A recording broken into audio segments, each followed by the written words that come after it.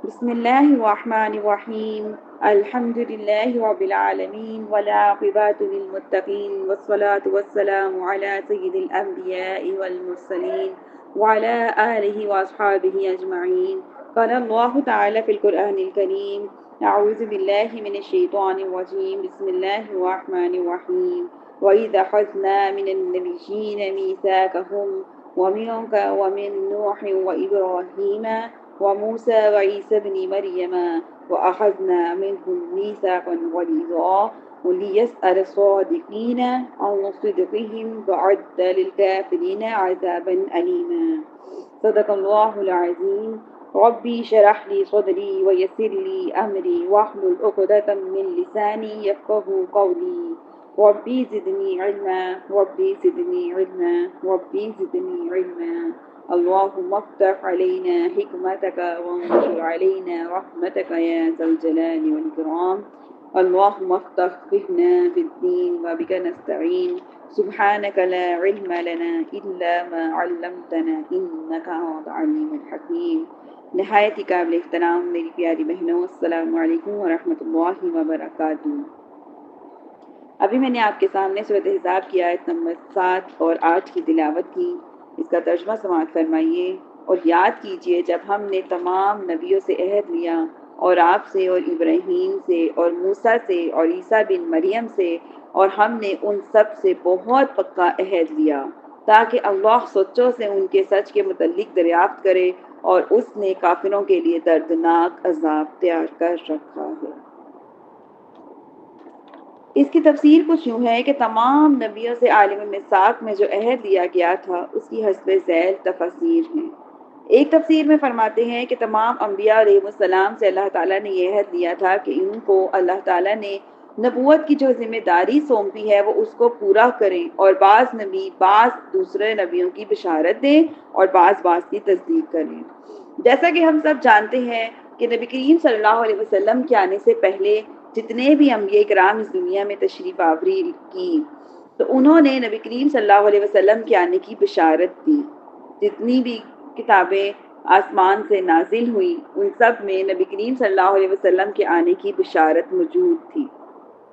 لیکن جب نبی کریم صلی اللہ علیہ وسلم اس دنیا میں تشریف لے آئے تو نبی کریم صلی اللہ علیہ وسلم کے آنے کے بعد جو پچھلی انبیاء کرام تھے اور جو کتب تھیں آسمانی کتب، ان سب کی تصدیق کر دی گئی کہ وہ سب حق اور سچ ہیں۔ تو اس لیے فرمایا کہ بعض نبیوں نے دوسرے نبیوں کی بشارت دی اور بعض نے وہ آ کر بعض کی تصدیق کر دی۔ نیز فرمایا کہ آپ صلی اللہ علیہ وسلم سے نوح علیہ السلام سے ابراہیم علیہ السلام سے موسیٰ اور عیسیٰ بن مریم سے تمام نبیوں کے ذکر میں ان 5 نبیوں کا ذکر بھی آ گیا تھا، لیکن ان کی خصوصیت اور ان کے شرف کی وجہ سے ان کا علیحدہ ذکر کیا، اور ایک قول یہ بھی ہے کہ ان کی خصوصیت اس وجہ سے بھی ہے کہ یہ صاحب شریعت ہیں اور صاحب الکتاب ہیں، کیونکہ اللہ تعالیٰ نے ان پر اپنی شریعت بھی نازل کی اور کتاب بھی نازل فرمائی، اور ایک قول یہ ہے کہ یہ اول العزم رسولوں میں سے ہیں۔ دوسری تفسیر یہ ہے کہ انبیاء علیہ السلام سے جو عہد لیا گیا تھا اس کی یہ تفسیر یہ ہے کہ مسلمانوں اور کافروں کے درمیان نصرت اور حمایت اور وراثت کی معاونت کے حکم پر عمل کرانے کا عہد تمام نبیوں سے لیا گیا تھا، اور بالخصوص ان 5 اولو العزم رسولوں سے بھی لیا گیا۔ جیسا کہ پچھلی آیت میں ہم نے پڑھا کہ جو وراثت ہوتی ہے اس میں کافر بہن بھائی حقدار نہیں ہوتے، ٹھیک ہے، اور یہ جو 5 نبیوں کا خصوصیت کے ساتھ ذکر فرمایا گیا، اس وجہ ایک تو ان کی اپنی ہی خصوصیت کی وجہ سے اللہ تعالیٰ نے قرآن پاک میں ان کا ذکر فرمایا، ایک اولو العزم ہونے کی وجہ سے ذکر فرمایا۔ دوسرا یہ ہے کہ اللہ تعالیٰ نے ان کی شریعت میں اللہ تعالیٰ نے یہ چیز نافذ فرمائی، یہ چیز فرمائی کہ مسلمان اور کافروں کے درمیان کسی قسم کی کوئی مدد نہیں ہوگی، کوئی حمایت نہیں ہوگی، کوئی بھی وراثت میں ایک دوسرے کے حقدار نہیں ہوں گے۔ تیسری تفسیر یہ ہے کہ انبیاء علیہ السلام سے یہ دیا گیا کہ ہر جن کے ان کی شریعت سے مختلف ہوں گی، لیکن وہ دین میں ایک دوسرے سے اختلاف نہیں کریں گے، اور دین سے مراد وہ اصول ہیں جو تمام نبیوں سے مشترک ہیں، مثلاً اللہ تعالیٰ کی توحید، نبیوں کی رسالت، فرشتوں اور کتابوں پر ایمان لانا، اور تقدیر پر، قیامت پر، مرنے کے بعد دوبارہ اٹھنے پر، جزا اور سزا پر ایمان لانا، اللہ تعالیٰ کی اطاعت اور عبادت کا واجب ہونا، ان کی معصیت کو حرام کرنا، اور شریعت سے مراد عبادت کے وہ مخصوص اور جزوی طریقے ہیں جو ہر نبی نے اپنے اپنے زمانے کے تقاضوں کے لحاظ سے مقرر کیے، جیسا کہ آیت نمبر 13 شعراء کی آیت نمبر 13 میں اللہ پاک نے ارشاد فرمایا، اللہ نے تمہارے لیے اسی دین کو مقرر کیا ہے جس کی نوح کو وصیت کی تھی، اور جس کی ہم نے آپ صلی اللہ علیہ وسلم کی طرف وحی کی تھی، اور جس کی ہم نے ابراہیم، موسیٰ، عیسیٰ علیہ السلام کو وصیت کی تھی کہ دین کو قائم رکھنا ہے، ان میں اختلاف نہیں کرنا۔ حضرت مجاہد نے اس آیت کی تفسیر میں کہا ہے وَأَوْصَيْنَاكَ يَا مُحَمَّدْ وَإِيَّاهُ دِينًا وَاحِدًا، اے محمد ہم نے آپ کو اور نوح علیہ السلام کو ایک ہی دین کی وصیت کی۔ ٹھیک ہے، کہتے ہیں تو انبیاء علیہ السلام سے یہ دیا گیا کہ ہر چند کے ان کے شرائع مختلف ہوں گے، لیکن ان سب کا دین واحد ہوگا اور دین میں اختلاف نہیں ہوگا۔ اس آیت کی چوتھی تفسیر یہ ہے کہ تمام نبیوں سے جو عہد دیا گیا تھا کہ وہ سیدنا محمد مصطفیٰ صلی اللہ علیہ وسلم کی آمد کا اعلان کریں گے، ان کی بشارت دیں، اور اگر آپ کے ان کے زمانے میں مبعوث ہوں تو آپ بھی ان پر ایمان لائیں گے، ان کی نصرت اور حمایت کریں گے۔ سب نبی دنیا والوں کو بتائیں گے کہ آپ کے ان کے بعد ایک عظیم الشان نبی آنے والا ہے۔ وہ کون تھے؟ نبی کریم صلی اللہ علیہ وسلم کا یہاں پہ ذکر ہو رہا ہے۔ اور آپ سے یہ عہد لیا گیا کہ آپ یہ بتائیں گے کہ میں خاتم النبیین ہوں، میرے بعد کوئی بھی نبی نہیں آئے گا، جیسے کہ سورہ آل عمران کی آیت نمبر 81 اور 2 سے پتہ چل رہا ہے۔ ترجمہ سماعت فرمائیے کہ اے رسول یاد کیجئے جب اللہ نے تمام نبیوں سے پختہ عہد لیا کہ میں تم کو جو کتاب اور حکمت دوں، جو پھر تمہارے پاس وہ عظیم رسول آ جائیں جو اس چیز کی تصدیق کرنے والے ہوں جو تمہارے پاس ہیں، تو تم ان پر ضرور بضرور ایمان لانا اور ضرور بضرور ان کی مدد کرنا۔ فرمایا کیا تم نے اقرار کر لیا کہ میرے اس بھاری عہد کو قبول کر لیا؟ انہوں نے کہا ہم نے اقرار کر لیا۔ پس فرمایا گواہ رہنا اور میں تمہارے ساتھ گواہوں میں سے ہوں۔ پھر ان کے بعد جو عہد سے پھر اس کے بعد جو ہے سے پھرا سو وہی نافرمان ہوگا۔ حضرت علی بن ابی طالب رضی اللہ عنہ بیان فرماتے ہیں کہ اللہ عز و جل نے حضرت آدم علیہ السلام سے لے کر بعد تک جس نبی کو بھی بھیجا ان سے یہ دیا کہ اگر ان کی حیات میں یعنی ان کی زندگی میں سیدنا محمد مصطفیٰ صلی اللہ علیہ وسلم مبعوث ہوں تو وہ ضرور بضرور ان پر ایمان لائے گا اور ضرور بضرور ان کی مدد کرے گا، اور پھر وہ نبی اللہ کے حکم سے اپنی قوم سے یہ عہد کر لیتے تھے۔ یہی حدیث جو ہے یہ جامع البیان کی بھی ہے اور دار التکفیرات کتاب کی بھی ہے۔ حضرت جابر رضی اللہ عنہ بیان فرماتے ہیں کہ رسول اللہ صلی اللہ علیہ وسلم نے فرمایا بے شک حضرت موسیٰ علیہ السلام اگر تمہارے سامنے زندہ ہوتے تو وہ میری اتباع کرتے، سوائے ان کے لیے اس کے سوا کوئی اور چارہ نہ ہوتا۔ مسند احمد کی حدیث ہے، مسند احمد کی بھی حدیث ہے اور مسند ابی یعلا کی بھی ہے، شعب الایمان کی بھی ہے۔ حضرت ثوبان رضی اللہ عنہ نے بیان فرمایا کہ میں نے نبی کریم صلی اللہ علیہ وسلم کو فرماتے ہوئے سنا انا خاتم النبیین لا نبی بعدی، کہ میں ہی آخری نبی ہوں، میں ہی خاتم النبیین ہوں، میرے بعد کوئی بھی نبی نہیں آئے گا۔ ہم نے اس کی تفسیر میں کیا پڑھا کہ اللہ تعالیٰ نے سارے نبیوں کو دنیا میں بھیجنے سے پہلے ان سے یہ عہد لیے تھے کہ اگر آپ کی زندگی مبارک میں نبی کریم صلی اللہ تو اللہ تعالیٰ نے جتنے بھی انبیاء کرام تشریف اس دنیا میں لائے ان کے تشریف آوری سے پہلے یہ ان سے عہد لیے کہ جتنے بھی انبیاء کہ ان کی زندگی میں نبی کریم صلی اللہ علیہ وسلم اگر تشریف لے آتے ہیں تو وہ سارے انبیاء کرام نبی کریم صلی اللہ علیہ وسلم کی امت میں سے ہی ہوں گے، وہ سب انہی کی پیروی کریں گے۔ آج سے پہلے جتنے بھی انبیاء کرام اس دنیا میں تشریف لے کے آئے، آپ کو پتہ ہے ان سب کے جو شریعت تھی وہ ان کے زمانہ کے اعتبار سے تھی، ان کے وقت کے اعتبار سے تھی، ان کی قوم کے اعتبار سے تھی، ان کے زمانے کے اعتبار سے تھی۔ لیکن نبی کریم صلی اللہ علیہ وسلم کی تشریف آوری لے آنے کے بعد نبی کریم صلی اللہ علیہ وسلم پہ جو اللہ تعالیٰ نے قرآن پاک نازل کیا، جو ان کی جو امت ہے ان پہ یعنی ہم لوگوں پر جو بھی شرعی احکام لگائے گئے ہیں، جو بھی ہماری شریعت میں ہمیں جس چیز کا حکم دیا گیا ہے، وہ سب کچھ پہلے دور میں نہیں تھا۔ وہ اب کی قوم کے اعتبار سے، اب کی امت کے اعتبار سے، اب کے معاملات کے اعتبار سے ہے۔ اب جو پہلے لوگوں کو جن چیزوں میں مشکلات پیش آتی ہیں ان کے دور میں جو چیزیں پائی جاتی تھیں ان کے اعتبار سے اللہ تعالیٰ نے ان کے نبیوں پر وہ اور ان کی قوموں پر وہ ایک شرعی احکامات جو ہیں وہ لازم کیے تھے۔ اور اب کیونکہ ہمیں جو حکم دیا گیا ہے کہ ہم سارے نبیوں کو مانیں، سارے کتابوں پر ایمان لائیں، لیکن جو پیروی ہے وہ صرف ہم قرآن پاک کی کریں گے، جو حکم ہے وہ صرف نبی کریم صلی اللہ علیہ وسلم کا مانیں گے، لیکن ایمان لانا ہم پر ضروری ہے کہ ہم سارے نبیوں پر ایمان لائیں گے اور سارے نبیوں کی ہی جو ہے اطاعت جو ہے نبی کریم صلی اللہ علیہ وسلم کی کریں گے، اور پیروی بھی نبی کریم صلی اللہ علیہ وسلم کی کریں گے، اور ایمان جو ہے وہ سارے نبیوں پر لائیں گے۔ آگے دیکھیے ہم نے سورۃ احزاب کی آیت نمبر 8 میں کیا پڑھا۔ سورۃ احزاب کی آیت نمبر 8 کا ترجمہ میں نے آپ کے سامنے رکھا کہ تاکہ اللہ تعالیٰ سچوں میں سے ان کے سچ کے متعلق دریافت کرے، اور انہوں نے کافروں کے لیے دردناک عذاب تیار کر رکھا ہے۔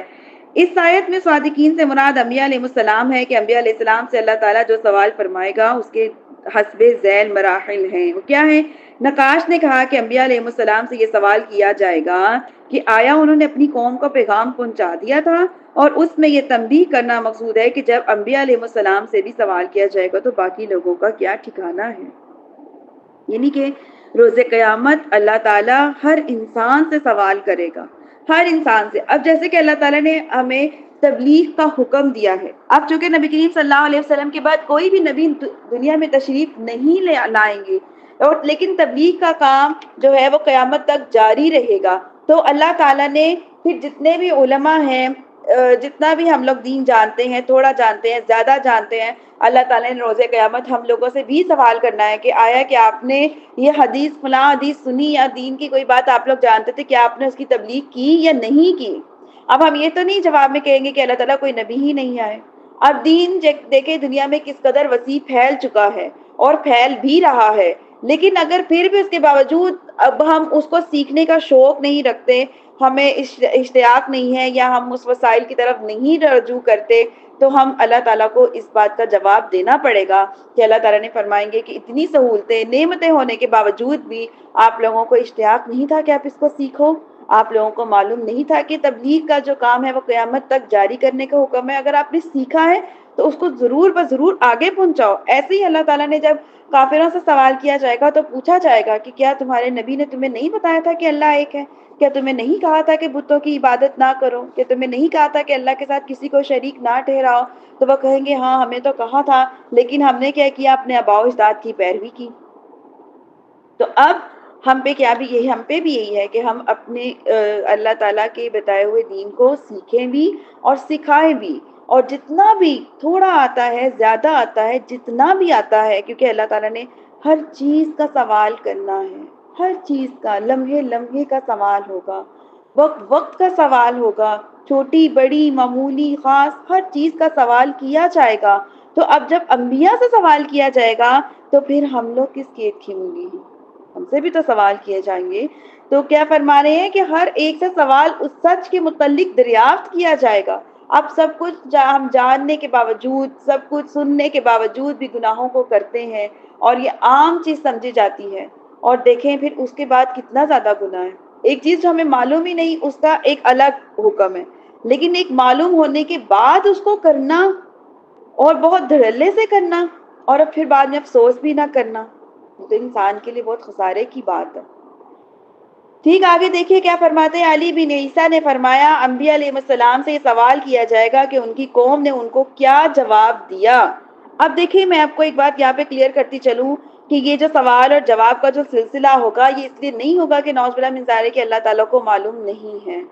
یہ اس لیے نہیں ہوگا کہ اللہ تعالیٰ کو بھول گیا ہے، بلکہ اس وجہ سے ہوگا کہ تمام انسانوں پر ہر چیز ان کے گناہوں کو، ان کے اعمال کو واضح کیا جائے گا، کھولا جائے گا، ان کے سامنے رکھا جائے گا، اور پھر وہ کہیں گے ہاں واقعی یہ بات تو صحیح ہے، واقعی ہم نے یہ گناہ کیا، واقعی ہمارے سے یہ غلطی ہوئی، واقعی ہم نے ایسا کیا۔ کیونکہ انسان تو اس وقت سامنے سچ دے کے بھی کہیں گے نہیں نہیں ہم نے تو کیا نہیں، وہ ہیلے بہانے بنائیں گے، مختلف قسم کے بہانے اللہ تعالیٰ سے کہیں گے ایسے اللہ تعالیٰ یہ وجہ تھی وہ وجہ تھی، لیکن اللہ تعالیٰ نے صرف ہمیں یاد دہانی کرانے کے لیے یہ جو ہے سوال و جواب کا سلسلہ وہاں پہ کیا جائے گا، تمام انسانوں کے ساتھ کیا جائے گا، صرف انسانوں کو بتانے کے لیے۔ اس وقت زبان نہیں بولے گی، آنکھیں بولیں گی، کان بولیں گے، ہاتھ بولیں گے، پاؤں بولیں گے، ہر عضو بولے گا کہ اللہ تعالیٰ کی نافرمانی کی ہے، کہ فرما برداری کی ہے، لیکن زبان نہیں بولے گی۔ لیکن دنیا میں اللہ تعالیٰ نے صرف زبان کو بولنے کا حکم دیا ہے، نہ آنکھیں بولتی ہیں، نہ ہاتھ بولتے ہیں، نہ پاؤں بولتے ہیں، کچھ بھی نہیں بولتا۔ تو اللہ تعالیٰ ہر ایک سے سوال کرے گا، لیکن وہ سوال کیا بھی انسان کی ذات کے لیے ہی کیا جائے گا، اللہ تعالیٰ کو یاد کرانے کے لیے نہیں کیا جائے گا۔ ابن شجرہ نے کہا ہے کہ انبیاء علیہ السلام سے یہ سوال کیا جائے گا کہ ان سے یہ عہد اور میثاق لیا گیا تھا، آیا انہوں نے اس کو پورا کر دیا؟ اور سچے مومنوں سے سچے مومنوں سے مخلص دلوں کے متعلق سوال کیا جائے گا کہ جو سچے لوگ تھے کیا ان کے دل واقعی مخلص رہے یا نہیں رہے. اگر مخلص رہے تو کیا انہوں نے سب جتنا بھی کچھ کیا وہ کیا اللہ تعالیٰ کی رضا کے لیے کیا؟ اور اگر اللہ تعالیٰ کی رضا کے لیے کیا ہوگا تو پھر تو پار ہو جائیں گے. آگے دیکھیے آیت نمبر 9، اس کا ترجمہ سماعت کیجئے. اے ایمان والو، تم اپنے اوپر اللہ کی اس نعمت کو یاد کرو جب تم پر کفار کے لشکر حملہ آور ہوئے اور ہم نے ان پر ایک آندھی بھیجی اور ایسا لشکر بھیجا جس کو تم نے نہیں دیکھا تھا. اللہ تمہارے کاموں کو خوب دیکھنے والا ہے. وَقَانَ اللَّهُ بِمَا تَعْمَلُونَ بَصِيرٌ. یہ وہ آیت ہے جس کو ہمیں ہر وقت یاد رکھنا چاہیے. ہر وقت ہمارے ذہنوں میں یہ بات ہونی چاہیے، ہمارے دلوں میں یہ بات ہونی چاہیے. بے شک یہاں پہ ذکر جو ہے وہ کافروں سے ہو رہا ہے، لیکن یہ جو آیت ہے وَقَانَ اللَّهُ بِمَا تَعْمَلُونَ بَصِيرٌ، یہ ہم سب کو ذہن میں رکھنی چاہیے کہ اللہ تعالیٰ ہمارے کاموں سے خبردار ہیں. ہم جو کچھ بھی دنیا میں کر رہے ہیں اللہ تعالیٰ سب کچھ دیکھ رہی ہیں. فرماتے ہیں کہ اس رکوع میں جب رکوع شروع ہوا، دوسرا رکوع، اس رکوع میں اللہ تعالیٰ نے جب دوسرا رکوع شروع ہوا ہے، اس رکوع میں اللہ تعالیٰ نے غزوہ احزاب اور غزوہ بنو قریظہ کا ذکر فرمایا ہے. ہم غزوہ احزاب کے تعارف میں اس کا مختصر ذکر جو ہے وہ پڑھ چکے ہیں. فرماتے ہیں کہ حضرت امام ابو موسیٰ بن عقبہ نے فرمایا کہ غزوہ احزاب کا سبب یہ تھا کہ بنو نذیر کے جن یہودی سرداروں کو نبی کریم صلی اللہ علیہ وسلم نے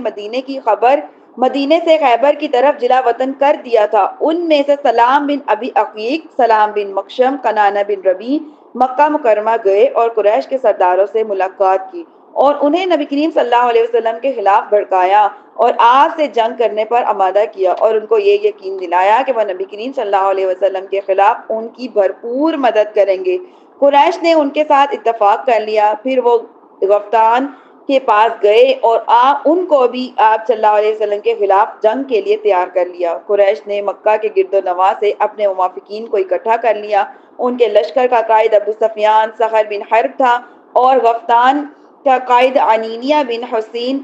بن بدر تھا. پھر 10,000 افراد کا لشکر تیار ہو کر مدینہ پر حملہ کرنے کے لیے بڑھا. جب نبی صلی اللہ علیہ وسلم نے دشمن کی پیش قدمی کی خبر سنی تو آپ صلی اللہ علیہ وسلم نے حضرت سلمان فارسی رضی اللہ عنہ سے مشورے سے مدینہ کی مشرقی جانب خندق کھودنے کا حکم دیا. سو مسلمان مدینہ کے گرد خندق کھودنے لگے. نبی صلی اللہ علیہ وسلم بھی ان کے ساتھ خندق کھودنے اور مٹی نکالنے کے عمل میں شریک تھے اور خندق کھودنے میں متعدد معجزات کا ظہور ہوا تھا جس کا ہم نے اس سورت کے تعارف میں ذکر پڑھ لیا ہے. مشرکین مکہ مدینہ کی مشرقی جانب احد پہاڑ کے پاس آ کر ٹھہرے تھے. کون؟ مشرکین مدینہ جو تھے، مدینہ کے مشرک جو تھے وہ مشرقی جانب احد پہاڑ کی طرف آ کر ٹھہر گئے. یہ مدینہ کا نچلا حصہ تھا اور دشمن کا دوسرا گروہ وہ مدینہ کی زمین کے بلائی حصے میں ٹھہرا تھا. جیسا کہ اللہ تعالیٰ نے فرمایا جب کفار تمہارے اوپر سے، تمہارے نیچے سے تم پر حملہ آور ہوئے تھے تو رسول اللہ صلی اللہ علیہ وسلم 3,000 اصحاب کے ساتھ ان کے مقابلے کے لیے نکلے تھے. آپ صلی اللہ علیہ وسلم کی پشت پر سلح پہاڑ تھا اور دشمن آپ کے سامنے تھا. آپ کے اور دشمن کے سواروں اور پیادوں کے درمیان خندق تھی. خواتین اور بچے مدینہ کے شہر میں تھے اور مدینہ کی دونوں شرقی جانبوں میں یہود کی ایک جماعت بنو قریظہ تھی. انہوں نے نبی صلی اللہ علیہ وسلم سے یہ معاہدہ کیا تھا کہ اگر دشمن نے مدینے پر حملہ کیا تو وہ مسلمانوں کی طرف سے مدافعت کریں گے. ان میں 700 جنگجو تھے. دشمن کی طرف سے حی بن اخبت ان کے پاس آیا اور ان کو معاہدہ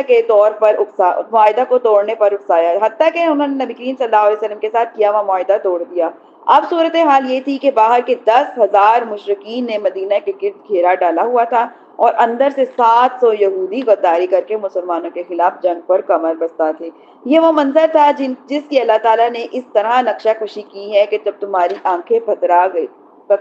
تھی اور کلیجے منہ کو آنے لگے تھے اور تم اللہ کے متعلق طرح طرح کے گمان کرنے لگے تھے. اس وقت مومنوں کی آزمائش کی گئی تھی اور ان کو شدت کے ساتھ جھنجھوڑ دیا گیا تھا. کس کی شدت؟ سختی کی، پیاس کی شدت کے ساتھ جھنجھوڑ دیا گیا تھا. دشمن نے 1 ماہ تک نبی کریم صلی اللہ علیہ وسلم اور آپ صلی اللہ علیہ وسلم کے اصحاب کا محاصرہ کیے رکھا تھا، لیکن ان کو خندق پار کرنے کی جرات نہیں ہو سکی تھی اور مسلمانوں کے ساتھ ان کی جنگ کی نوبت نہیں ہے. البتہ عامر بن عبد العامری زمانہ جاہلیت کے مشہور سوار تھا، وہ اپنے شاہ سواریوں کے ساتھ ایک جماعت لے کر خندق کے پاس مسلمانوں کی سروں پر پہنچ گیا۔ نبی صلی اللہ علیہ وسلم نے حضرت علی رضی اللہ عنہ کو ان سے مقابلہ کرنے کا حکم دیا۔ چند دیر ان نے مقابلہ ہوا، بالآخر حضرت علی رضی اللہ عنہ نے ان کا سر قلم کر دیا، اور یہ مسلمانوں کی فتح اور نصرت کی علامت تھی۔ پھر اللہ تعالیٰ نے دشمن کے لشکر پر زبردست آندھی بھیجی، جس سے ان کے تمام خیمے اکھڑ گئے اور ہر چیز تمہیں ہنس رہی تھی۔ اور کیا ہے کہ وہ چولہے جلا سکتے تھے، نہ ہی کھانا پکا سکتے تھے، اور ناکام اور نامراد ہو کر واپس پلٹ گئے۔ حضرت ابن عباس رضی اللہ عنہ بیان فرماتے ہیں کہ نبی صلی اللہ علیہ وسلم نے فرمایا، بعد صبا میری مدد کی گئی اور قومیات کو جو ہے وہ کیا کیا گیا، بارود سے ہلاک کر دیا گیا۔ مدینہ کے شمال سے، یہی حدیث جو میں نے ابھی بیان کی صحیح بخاری کی بھی ہے اور صحیح مسلم کی بھی ہے، مدینہ کے شمال سے مدینہ کے جنوب تک چلنے والی ہوا کو باد و صبا کہتے ہیں، اس کے برعکس چلنے والی ہوا کو باد و بارود کہتے ہیں۔ فرماتے ہیں حضرت عبداللہ بن عامر رضی اللہ عنہما فرماتے ہیں کہ غزوہ خندق ایک شب بڑی سردی تھی اور جب زبردست آندھی چل رہی تھی، اس رات میرے ماموں حضرت عثمان بن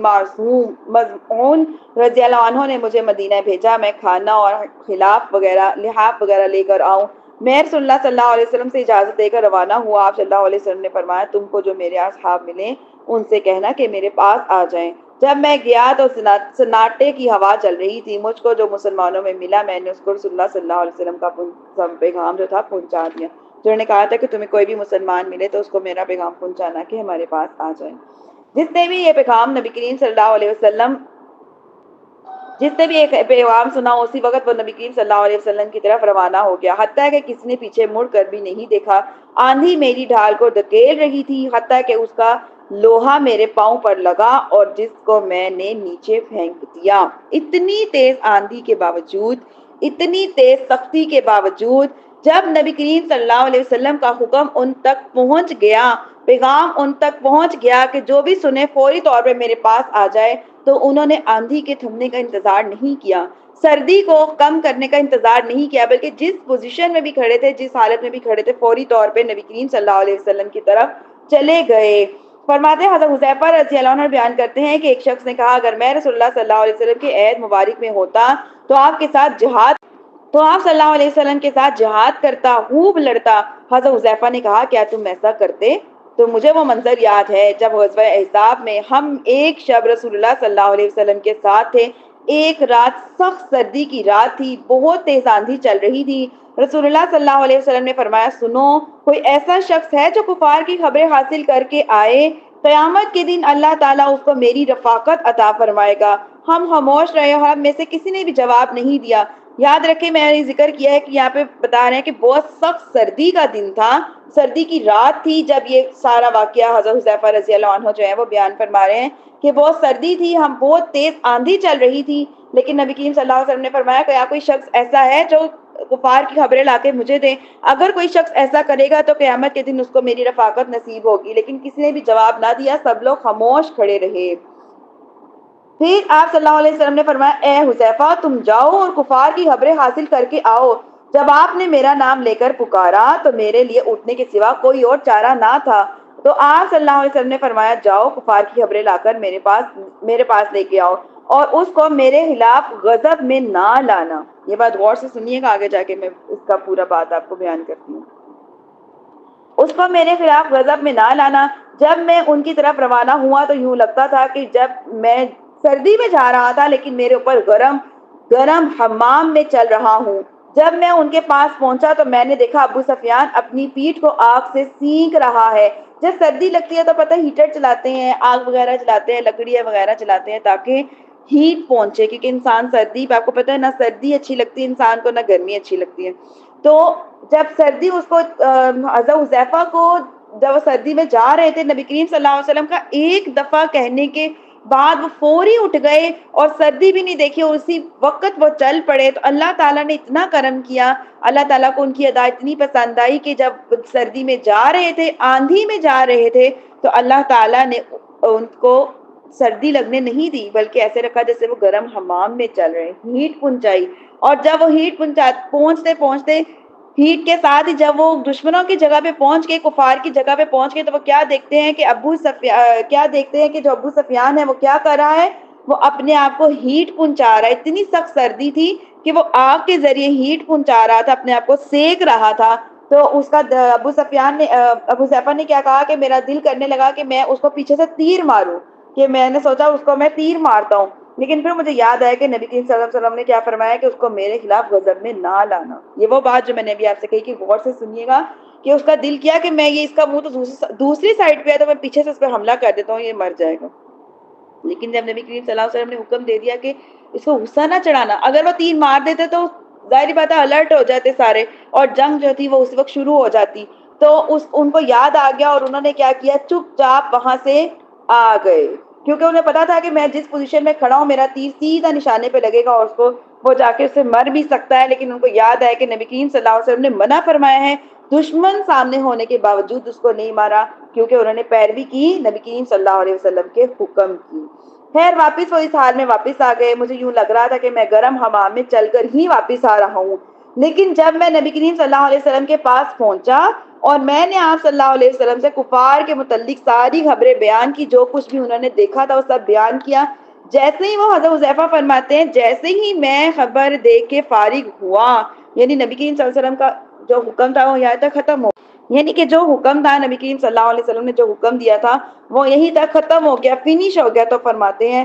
تو مجھے پھر سے سردی لگنا شروع ہو گئی، کیونکہ پہلے اللہ تعالیٰ نے ان کو اپنی رحمت سے لپیٹ دیا تھا نا، سردی سے لپیٹ دیا تھا گرمی کی طرف۔ تو فرماتے ہیں جیسے میں ان کا حکم ختم ہوا تو مجھے سردی لگنے شروع ہو گئی۔ تب رسول اللہ صلی اللہ علیہ وسلم جس چادر کو اوڑھ کر نماز پڑھ رہے تھے آپ نے اس کا ایک پلو مجھے اوڑھ دیا، میں اس کو اوڑھ کر صبح تک سوتا رہا۔ جب صبح ہوئی تو آپ صلی اللہ علیہ وسلم نے کیا فرمایا، اے بہت سونے والے اٹھ جاؤ۔ یہ کتنی خوبصورت بات ہے، پڑھنے میں سننے میں اتنا مزہ آ رہا ہے، تو جن کے ساتھ یہ واقعہ پیش آ رہا ہوگا وہ کتنا خوش ہوتے ہوں گے کہ نبی کریم صلی اللہ علیہ وسلم کے حکم کی پیروی کرنے کی وجہ سے، فوری طور پہ ان کی اطاعت کرنے کی وجہ سے اللہ تعالیٰ نے ایک تو انہیں اپنی رحمت میں لے لیا، اور دوسرا یہ کہ نبی کریم صلی اللہ علیہ وسلم کی جو چادر مبارک تھی اس کا پلو بھی نصیب ہو گیا، اور نبی کریم صلی اللہ علیہ وسلم کے ساتھ سونا بھی نصیب ہو گیا۔ اور کتنا لاڈلا پیارا سین لگتا ہوگا جب نبی کریم صلی اللہ علیہ وسلم نے اتنی پیار سے کہا ہوگا، اے بہت سونے والے اب اٹھ جاؤ، کتنی محبت ہوگی، کتنا کہ نبی کریم صلی اللہ علیہ وسلم کا حکم جب مانا جاتا ہے، جب ہم ان کا حکم مانتے ہیں تو نبی کریم صلی اللہ علیہ وسلم کو اور پیار آتا ہے۔ ویسے تو اپنی امت سے بہت محبت کرتے ہیں، اور انہی کی محبت ہے کہ اللہ تعالیٰ ہمیں ہر چیز سے بچاتے ہیں، اللہ تعالیٰ ہمارے گناہوں کے باوجود ہمارے اوپر اس کو ظاہر نہیں کرتے، دنیا میں پھر بھی اللہ پاک نے ہمیں عزت دی ہوئی ہے، ہمارے گناہوں کو اللہ چھپاتے رہتے ہیں، لیکن اگر نبی کریم صلی اللہ علیہ وسلم کی اطاعت مکمل طور پہ کر لی جائے تو دیکھیں کہ پھر کتنی محبت جھلکتی ہے، پھر ہماری طرف سے بھی محبت جھلکتی ہے اور ان کی طرف سے بھی محبت جھلکتی ہے، اور پھر کیا ہے کہ محبت میں خوبصورتی آ جاتی ہے، اور ایسا ہی احساس ہوتا ہے جیسا کہ ابھی یہ پڑھنے سے احساس ہوا کہ اے بہت سونے والے اب اٹھ جاؤ۔ یہ حدیث صحیح مسلم کی بھی ہے اور باقی حدیث کی کافی کتب میں بھی ہے، یہ کتاب الجہاد باب میں فرماتے ہیں کہ اس رات سردی بہت سخت تھی، آندھی چل رہی تھی، لیکن حضرت حذیفہ چونکہ رسول اللہ صلی اللہ علیہ وسلم کے حکم کی تعمیل کر رہے تھے اس لیے انہیں بالکل بھی سردی نہیں لگی، نہ ہی آندھی کے تھپیڑے لگے، جب آندھی ہوا چلتے سے لگتا ہے منہ پہ تھپڑ پڑ رہے ہیں، اس چیز کا ذکر ہے۔ رسول اللہ صلی اللہ علیہ وسلم کی برکت سے ان کو یوں لگا کہ وہ گرم حمام میں چل رہے ہیں، واپسی پر ان کو سردی اور آندھی کا بھی کوئی اثر نہیں ہوا، حتیٰ کہ وہ آرام اور عافیت سے نبی کریم صلی اللہ علیہ وسلم کے پاس پہنچ گئے، اور جیسے ہی وہ نبی کریم صلی اللہ علیہ وسلم کو کفار کی خبریں بیان کر کے فارغ ہوئے تو موسم کا اثر ہونے لگا، سردی لگنے لگی، نبی کریم صلی اللہ علیہ وسلم نے ان کو اپنا کمبل اوڑھ دیا۔ یہ رسول اللہ صلی اللہ علیہ وسلم کا عظیم معجزہ ہے۔ فرماتے ہیں نیز اللہ تعالیٰ نے فرمایا ایسا لشکر بھیجا جس کو ہم نے نہیں دیکھا تھا۔ رسول اللہ صلی اللہ علیہ وسلم فرماتے ہیں کہ اللہ تعالیٰ نے ان پر فرشتوں کو بھیجا، انہوں نے خیموں کی رسیاں کاٹ دی، جن فرشتوں کو بھیجا ان فرشتوں نے خیموں کی رسیاں کاٹ دی اور اس کی جو میہیں اکھیڑ دی، جیسے کہ لوہے کے پیس لگے ہوتے ہیں نا زمین کے اندر، کیل لگائے ہوتے ہیں جیسے خیموں کو باندھنے کے لیے، رسیوں کو باندھنے کے لیے، اور دیگچیاں جو تھی وہ الٹی کر دی گئی اور ان کی جلائی ہوئی آگ بجھا دی گئی، ان کے گھوڑے بدک کر بھاگنے لگے، اللہ تعالیٰ نے ان کے دلوں پر رعب طاری کر دیا اور لشکر کے چاروں طرف جو تھے فرشتے بلند آواز سے کہنے لگے اللہ اکبر اللہ اکبر، حتیٰ کہ ہر خیمے کا سردار بلند آواز سے کہنے لگا اے بنو فلاں یہاں میرے پاس آؤ، حتیٰ کہ جب وہ سب لوگ آپ کے پاس آئے، اس کے پاس آ گئے اور وہ کہنے لگا نجات کو طلب کرو، نجات کو طلب کرو۔ اس کی وجہ یہ تھی کہ ان کے دلوں میں رعب طاری کر دیا گیا تھا، اور فرمایا اللہ تمہارے کاموں کو خوب دیکھنے والا ہے، یعنی تم جو خندق کھود رہے تھے اور دشمنوں سے مدافعت کی تدبیریں کر رہے تھے تو اللہ تمہارے کاموں کو دیکھنے والا ہے۔ یہاں پہ ہماری آیت نمبر 10 مکمل ہوئی۔ دیکھیے کہ اللہ تعالیٰ نے جو یہاں پہ فرمایا ہے کہ اللہ تعالیٰ تمہارے کاموں کو دیکھ رہا ہے۔ انسان سمجھتا ہے کہ ہم چھپ کے کر رہے ہیں، ہمیں کوئی نہیں دیکھ رہا، وہ چھپ کے گناہ بھی کرتا ہے، چھپ کے نیکیاں بھی کرتا ہے، اور کبھی کبھی ظاہر میں کچھ اور ہوتا ہے، باطن میں کچھ اور ہوتا ہے، وہ کر کچھ رہا ہوتا ہے، سوچ کچھ رہا ہوتا ہے۔ اللہ فرماتے ہیں تم ایسا نہ کرو، میں تمہارے ہر کام کو دیکھ رہا ہوں۔ جب انسان کو یہ یقین ہو جاتا ہے نا کہ اللہ سب کچھ دیکھ رہا ہے، اللہ ہمارے کاموں سے باخبر ہے، تو وہ گناہوں سے بھی رک جاتا ہے۔ بالخصوص تنہائی میں کیے گئے اعمال میں انسان اکثر یہ سمجھ جاتا ہے، غلط فہمی کا شکار ہو جاتا ہے کہ ہمیں کوئی بھی نہیں دیکھ رہا، لیکن وہ یہ بھول جاتا ہے کہ ہمیں اللہ دیکھ رہے ہیں۔ جب انسان کا یقین بن جاتا ہے کہ ہمیں اللہ دیکھ رہے ہیں تو اس کا ایمان بھی مضبوط ہو جاتا ہے اور وہ گناہوں سے بھی بچ جاتا ہے، اور اس کے اندر جو تھوڑی تھوڑی منافقت دنیا داری کی طرف سے آنے لگتی ہے وہ بھی ختم ہو جاتی ہے۔ یہاں پہ ہم نے ایک اور بات پڑھی کہ جو لوگ تھے وہ کیا کرنے لگے، جو مجاہدین تھے جو وہاں پہ جنگ کے لیے آئے تھے وہ کہنے لگے اللہ اکبر اللہ اکبر۔ آپ کو پتہ ہے فرشتے بھی اللہ اکبر کا نعرہ لگاتے ہیں، اور جو اللہ اکبر کا نعرہ ہے وہ رعب پیدا کرتا ہے، وہ دبدبا پیدا کرتا ہے، مسلمانوں کی طاقت ہے۔ جب انسان میں سستی آنے لگتی ہے تو وہ اللہ اکبر اونچی آواز سے کہے تو اس کے اعضاء کھلنے لگتے ہیں، اور جو کفار ہے اگر وہ اللہ اکبر کا نعرہ سن لے تو اس کے اندر خوف پیدا ہو جاتا ہے۔ اللہ اکبر کا نعرہ مسلمانوں کی طاقت ہے، مسلمانوں کو طاقت پہنچاتا ہے، اس کے اعضاء کو مضبوط کرتا ہے، اس کے ایمان کو قوی کرتا ہے، اور کافروں کے دلوں میں مسلمانوں کے خلاف رعب کو پیدا کرتا ہے۔ اس وجہ سے جب کبھی ہمارے اندر سستی وغیرہ بھی آ رہی ہو، پریشانی ہو، ہمیں محسوس ہو کہ ہمارے اعضاء جو ہیں وہ درد کر رہے ہیں، اٹھنے کو دل نہیں کر رہا، نیکیاں کرنے کو دل نہیں کر رہا، نماز پڑھنے کو دل نہیں کر رہا، تسبیح نہیں پڑھی جا رہی، قرآن نہیں پڑھا جا رہا، تھوڑی سستی سی ہو رہی ہے، تو اونچی آواز سے 3 سے 4 دفعہ کہا کرے اللہ اکبر اللہ اکبر۔ اس سے ہمارے اعضاء اٹھ جاتے ہیں، شیطان بھی گھبرا جاتا ہے، اور جو ہمارا نفس جو ہمارا شیطان کے ساتھ وہ بھی ہمارا دشمن ہے، وہ بھی